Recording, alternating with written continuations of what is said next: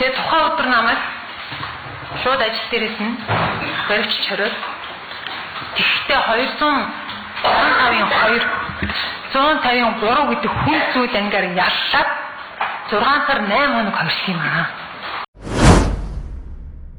Би яагаад энийг хэлж гинүү гэхээр ихэн болохоор удаа над руу нүдрөө харж чадахгүй над руу хараарай. 263-2 гээд улс төрийн албан тушаалтын эрхэмлэлийн уруулаа ашиглах гэдэг. Би энийг ингэж ойлгож байна.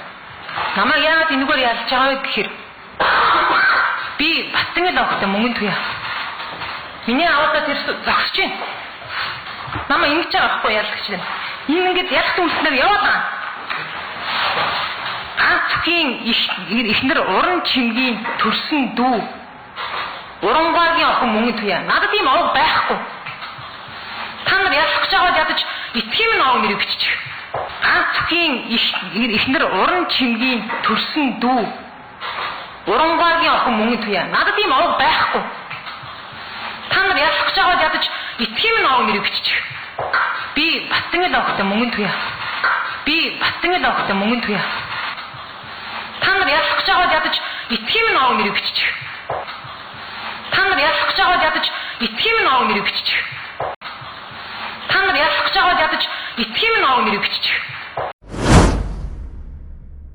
Ингэж намайг цоглож хамаатуулж ийм зүйл ангаар ялж байгаа.